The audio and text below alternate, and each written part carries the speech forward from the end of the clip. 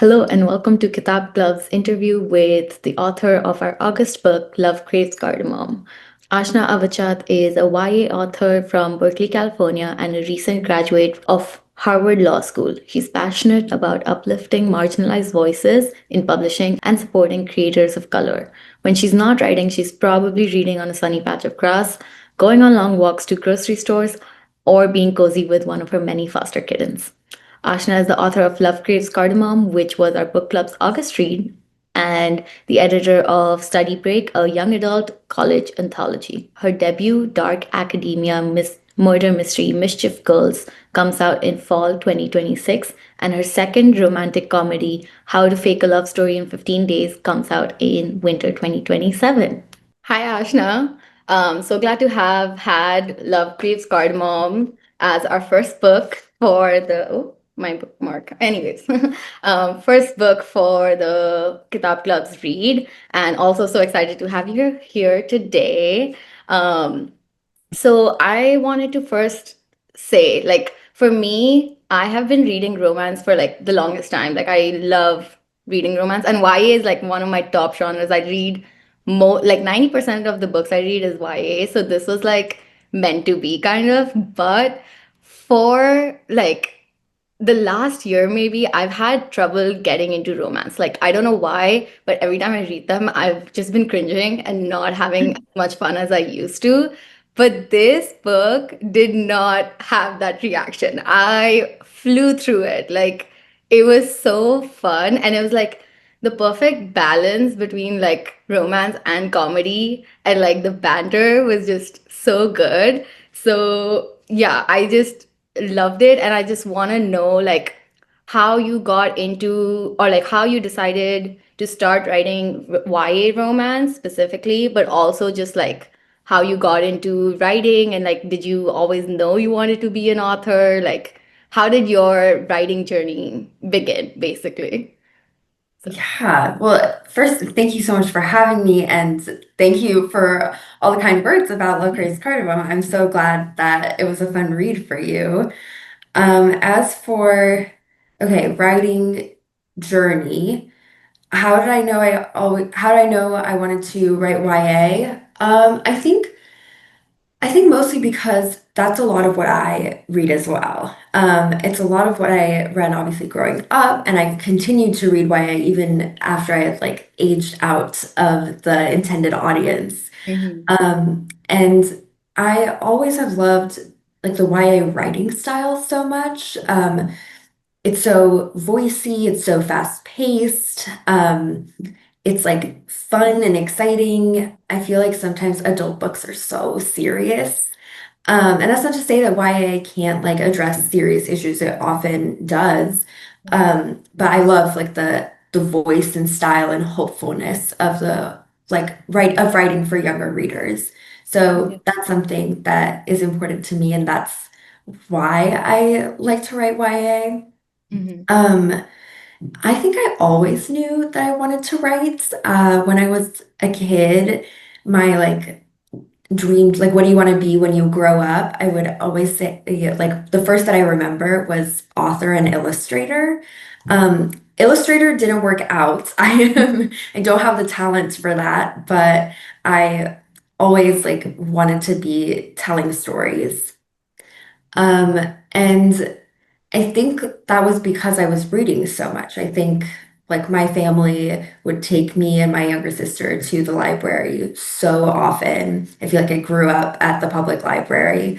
Um, and we're always bringing books home. When my parents would go grocery shopping at like Costco, my sister and I would go and sit at the book section and just be reading the books while my parents like actually did the grocery shopping. So I think being like a big reader turned me into a writer, and I think that's a story for like a lot of people. I feel like reading is so crucial to writing. I think you can't be a writer if you're not also a reader. Yeah, that makes so much sense. Like I think for me also it was like similar where I grew up reading so much, and my older sister and I would be the ones like always reading in a corner while my parents did other things, and like we always had books with us, and yeah, very similar kind of in that, yeah, reading always is so crucial for writing. So since you mentioned you've been reading since always, what are like some of your favorite books growing up and also books that like inspired you to write? Hmm. Okay, I always have so much trouble with this question. It's Most of hard to pick one. It's I really, know it's so hard to pick a favorite. yeah. And for some reason, I also like when I'm asked to like name things, suddenly I forget every book I've Yep. ever read. Like I Yep. always think of, I say this all the time, but I always think of like Billy on the street, like Billy Eichner, and he's like, for a dollar, name a woman. If you did that to me, suddenly I've never met a woman. But I will do my best to think of books. Okay. As a kid. I remember as a kid, I read a lot of like the very popular YA, like both contemporary and I read a lot of fantasy as a kid. I don't read that much fantasy anymore. So I was reading like the John Green, Sarah Destin, Meg Cabot, don't know how to say the last name. Yeah. Um, and then for fantasy, like was reading Cassandra Clare, like was reading all the dystopian books. I was like basically reading what anybody was recommending to me and what was popular, whatever was spaced out at the library or at bookstores. Mhm. Um, I don't remember the first book that I read by a South Asian author. I like I sometimes really try to think of it and I it doesn't come to me. The first one that I like really, really remember was in high school. I read Interpreter of Maladies by Jhumpa Lahiri, and I really, really loved it. And I think that was like one of the first big times that I was like, oh, like this is what it's like to have and to read something by somebody who's like you. Mhm. So like a lot of the books that I think about like growing up as a kid were not by authors of color, but because those weren't the popular books back then. But I'm glad that that is changing, and now I can think of so many more YA authors who are authors of color and who write about characters of color, and that is just so exciting and amazing. Yeah, definitely. I think for me also it was like similar because a couple months back I was also thinking about like what was the first book that I read that was by someone like me, and I could not remember, but my issue I think was that like even when I was reading books like growing up when I was reading books by like white authors or like any other race, like my issue was that all the characters I was thinking they looked like me. Like even if their names like Sarah or something, like they look like me. So I never had that like distinction that I'm like other in that sense Mhm. while reading. And then I think for me, maybe it was like Sabaa Tahir, like her Ember in the Ashes, and then All My Rage when it came out. Like those books, like I see now, like I see, and like it like really pointed it out, like how like because it talked about like issues and stuff that I know about, but most people don't know about because it's not part of their culture, part of their heritage and stuff. So seeing that in books like made me realize like, oh, there are books where it actually is people like me and not just like me having to put that imagery onto like other books. So yeah, love that there's like so many more creators now creating stories about people like us. And yeah, that's what the book club is all about, wanting to highlight those and like talk about more books about people like us. So Yeah. great. And like again, thank you so much for writing and creating those kind of works because I'm so here for it. And like I saw that Mischief Girls is coming out next year and it's like dark academia murder mystery. So I'm also interested in hearing about how that genre came into like because you said you read a lot of YA and romance and like you used to read a lot of fantasy. So how did dark academia and murder mystery come in it? Because those are my favorite genres as well. So I'm very looking forward to it. So yeah, So glad. you can say about it. Yeah, actually, I should have said my big genres, like for my whole life, have been mysteries and rom-coms. Okay. Like when I was a kid, I was reading like all of like the chapter book mysteries, like A to Z mysteries, Cam Jansen, Encyclopedia Brown. And like as I grew older, like I was reading Sherlock Holmes and Agatha Christie, and then reading more like contemporary mysteries. So I always have really loved the mystery genre. Now I would say like the bulk of what I read is mysteries and romances. That's like I find myself going back and forth in the categories, like, oh, I want something light and fun, or I want something really dark, and I'll like switch back and forth, but they are primarily what I read. I love a mystery. I read so many now that like it's always like a puzzle to try and figure out who done it. Yep. Um, so I always wanted to write a mystery someday. I was really nervous because I feel like it's so hard to plot out a mystery that achieves like the perfect balance of like people won't guess the ending, but many people won't guess the ending, but when it comes, it's like, oh, this makes sense. Mhm. Um, but I I like when I started law school, I do a bunch of work in criminal defense, like anti-death penalty, prison conditions stuff. So I started to really think more critically about the mysteries that I was reading, and I started feeling pretty unsatisfied with the ending being like, we caught the bad guy, we called the cops, everything is like tied up and resolved because for a lot of ways that didn't seem like a happy ending to me necessarily, especially working doing legal work in this field.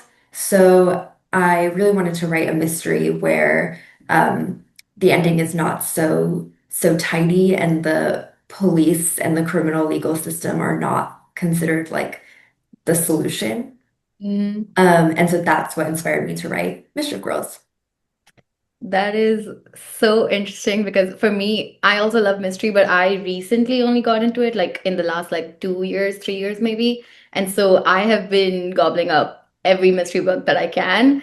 And I've had that same issue where I'm like, this doesn't feel like as good an ending that it's portrayed to be. And so yeah, that was one of my issues. And then also similar, I've been wanting to write mystery, but I've had the same nervousness that how do I pull it off where it's like, because for me, with the mysteries that I'm reading, there have been like it's like there are some that are like I am able to guess things, but because it's still fun to go along with the characters, that Mhm. it like keeps me going. But then there are some that are like I'm not able to guess it, but then at the end it all makes sense.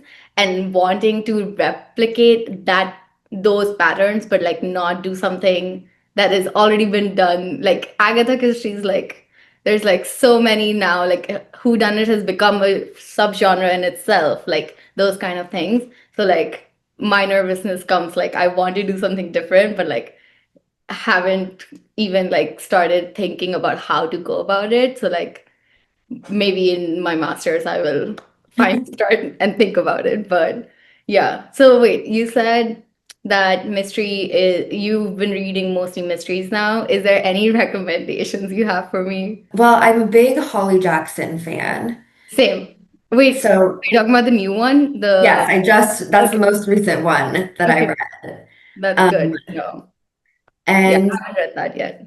you haven't read it yet? Okay, No, I need I to. enjoyed it. Okay, so for YA, that's adult mystery, although Holly Jackson has written YA mysteries, which I also really love. I really found that I loved the historical mysteries by June Her in Ooh, YA. oh, I think those yeah, are she's on my like TBR. there's The Forest of Stolen Girls, The Red Palace. Mm-hmm. Those I really enjoyed. Um, Let me think what else. I in the adult space, I like Stacey Willingham. Flicker in the dark. Yes. Okay. Yeah. And I like now again, like I can't think of any mystery ever. Um, but when I um when I signed with my team at Random House for Mischief Girls, my editor sent me a big box of Delacorte books. Mm-hmm. And in it was, and now I can't remember, but can I go to my Yeah, bookshelf yeah, and go for grab it.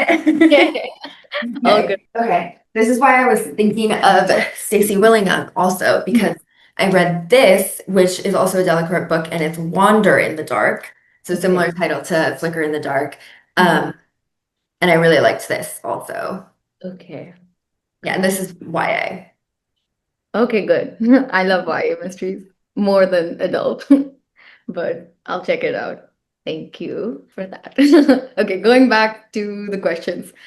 So I want to know what your writing process is like and how it was for, well, for, I'm guessing you're done writing Mischief Girls, right?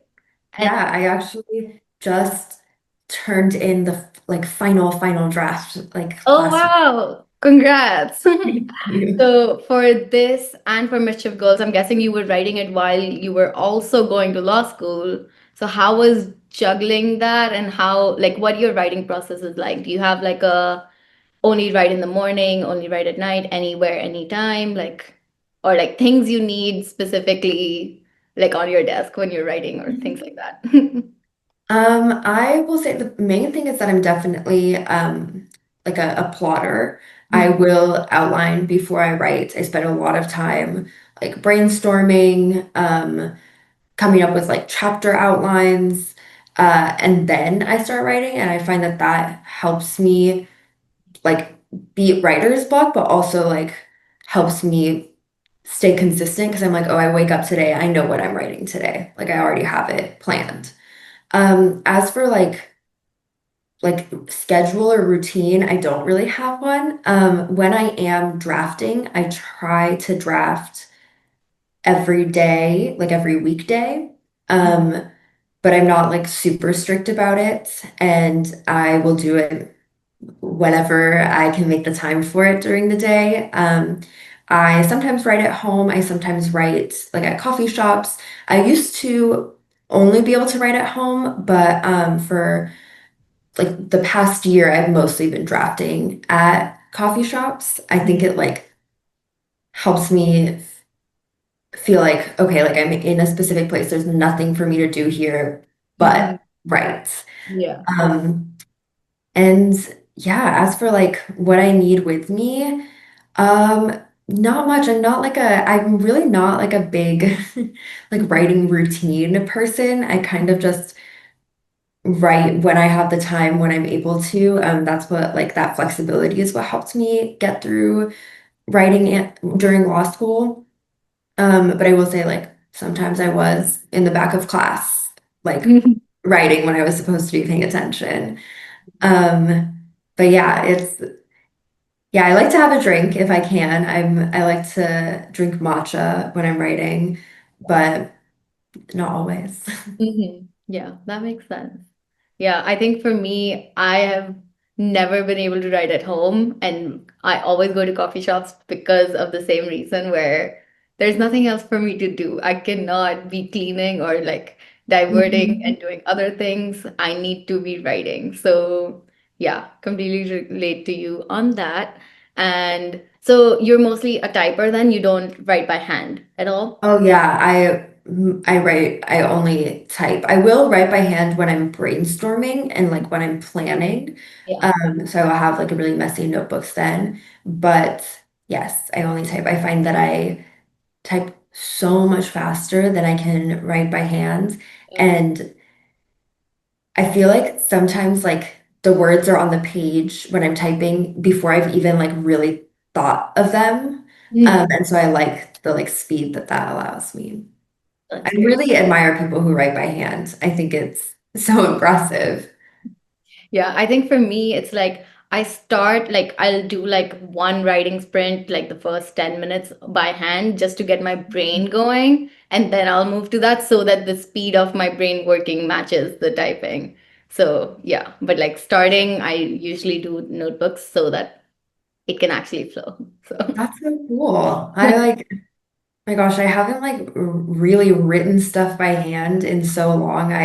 was studying for the bar exam this summer, and I was taking notes by hand at some points, and it was painful. So I really admire people who write by hand. Yeah.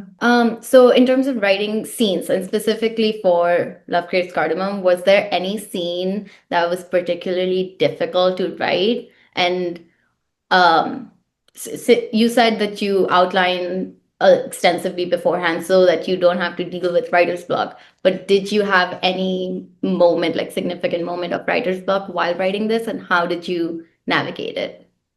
Interesting. Well, the thing that about Love Craves Cardamom is that because it's part of a series in the Love and Translation series, the process for writing this book was really unique compared to my other books. Because when I signed on to write the second book in the series, the first book was already written. There was a whole team that had like a vision for the next books in the series. So the love story plot beats were like created by the team behind the series, which is Electric Postcard Entertainment. And so when I signed on, like the plot beats of like she meets this guy, they become friends, and then she learns that he maybe has a secret. Like that was already like part of an outline that the team had put together. Um, so for me, like it was such a different experience because I wasn't spearheading the plotting part as much for the love story. I'm really glad about this. I did get to like select what Archie's project would be and like what her like personal passions would be like outside of the framework of the romance beats. So like all of that stuff was really interesting and exciting to come up with. And I think for that, I was I mostly was thinking of like, what would I want a character to be focusing on when she is studying abroad in India? Like, what would I want her to care about?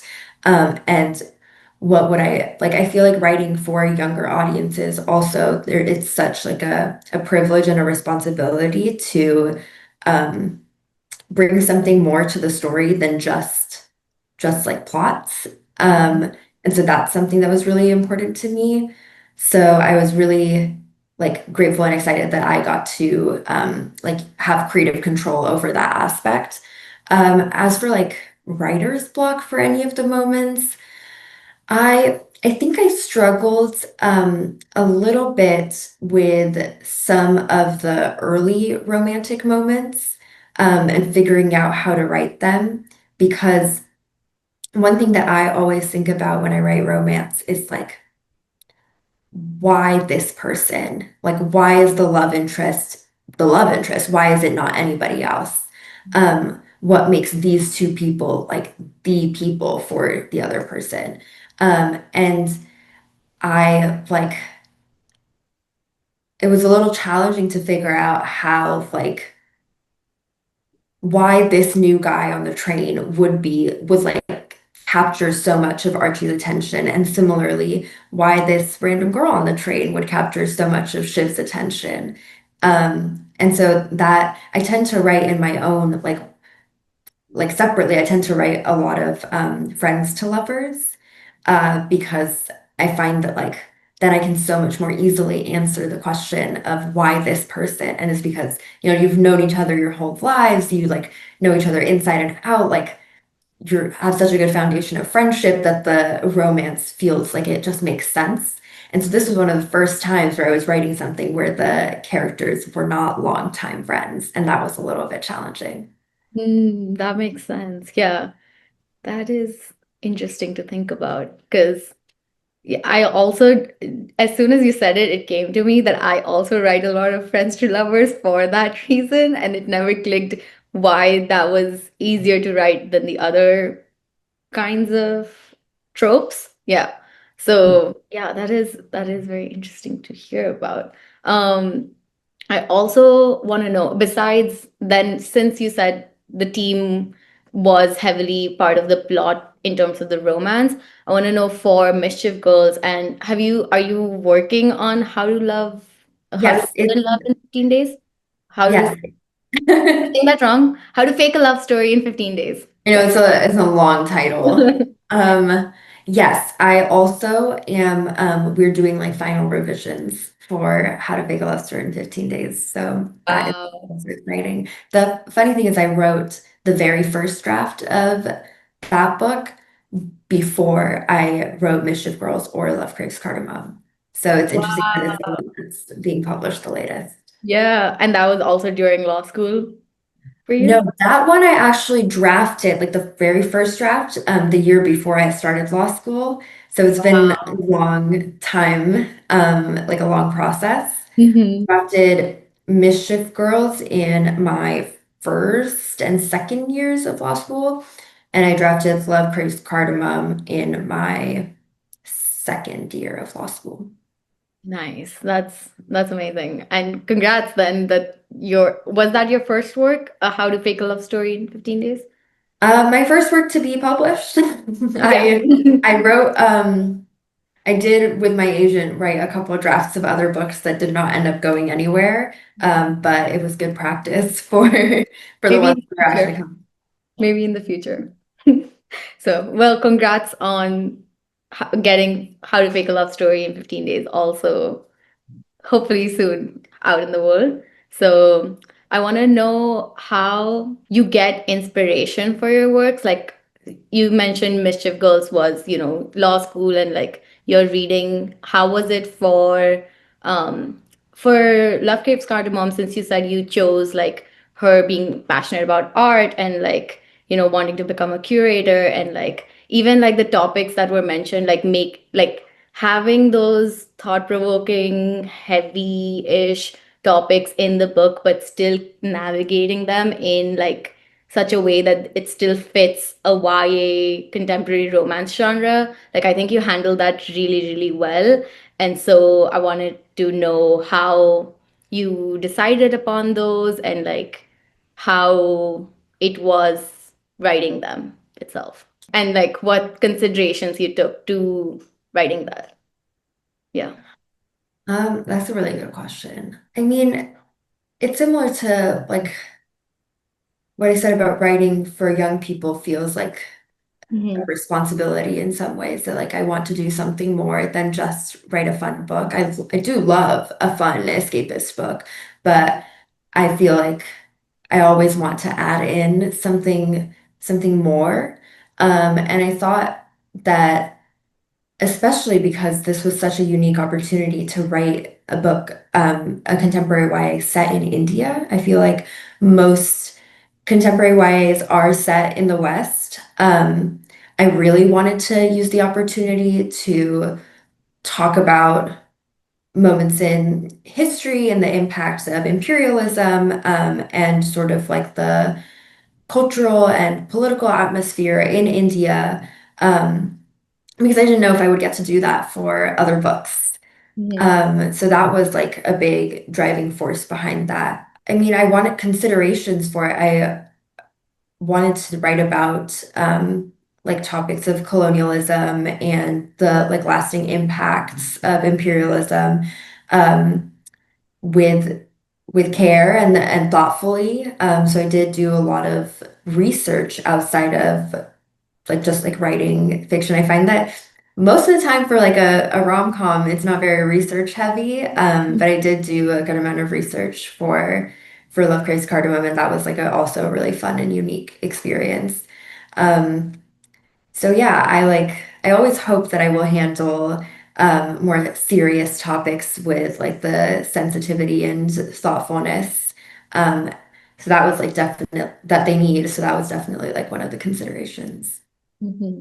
Yeah, I love that. I think the three different topics that really called out to me in your works were like one, just like the experience of being Indian, but not feeling Indian enough, like be the Indian diaspora experience itself. Like I think you portray that really well with like her always second guessing why people are switching between English and Hindi with her. and then also just like the Hijra community and like the Gharana studio and like all of that stuff, and then also just like the main like the stolen arts and the artifacts from the British Museum and the other museums that you mentioned. And like there was this one line that you mentioned in like the open letter to the British Museum that like really stuck with me, so I just wanted to mention that again in this. And it goes, this theft displayed with pride is colonization persisting.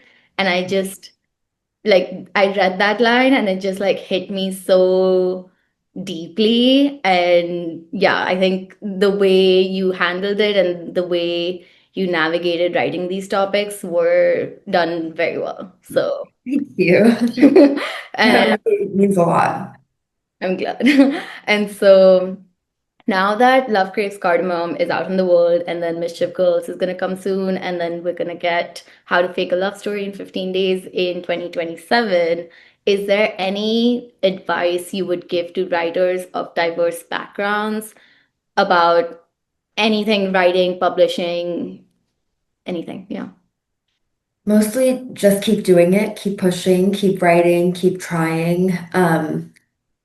It is like obviously the way that the publishing industry is set up, and as are many other industries, like it is more of an uphill battle for marginalized authors. Um, but I think your voices are so necessary, and there are people, agents, editors who are looking for works by underrepresented authors and authors of color specifically. So like mostly just keep doing it. Like don't, it's gonna be hard at times, but like your voices are so necessary and your work is so needed, and like please keep writing and keep doing the work. I love that. Yeah, definitely. And then lastly, like me, I'm sure there are so many other people who related to or felt represented in your novel and the characters in them, Archie, Shiv, everyone. So I wanted to ask you if you have anything you wanted to say to the readers who felt seen while reading your book. Mostly, thank you. It's like such an honor, I think, to get to write for readers and to like be able to write something that other people see themselves in. I like seeing reactions from readers who have like tagged me in posts saying that like I don't know, they related to things in the book, like is so meaningful because I mean, I'm writing fiction, like I'm creating a story like in my head. I'm writing it like on my laptop in like the confines of my like apartment. But when it goes out in the world, the story like really becomes for the readers, and seeing readers enjoy it and relate to it is like such an amazing feeling. So mostly thank you. Okay. Well, thank you so much, Ashna, for this conversation and for writing stories that highlight South Asian experiences. Once again, Ashna's debut dark academia murder mystery Mischief Girls comes out in fall 2026, and her second romantic comedy, How to Fake a Love Story in 15 Days, comes out in winter 2027. So make sure to follow Ashna on her Instagram. I'll link it in the description for updates and news about her upcoming works. Thank you. Thank you so much for having me.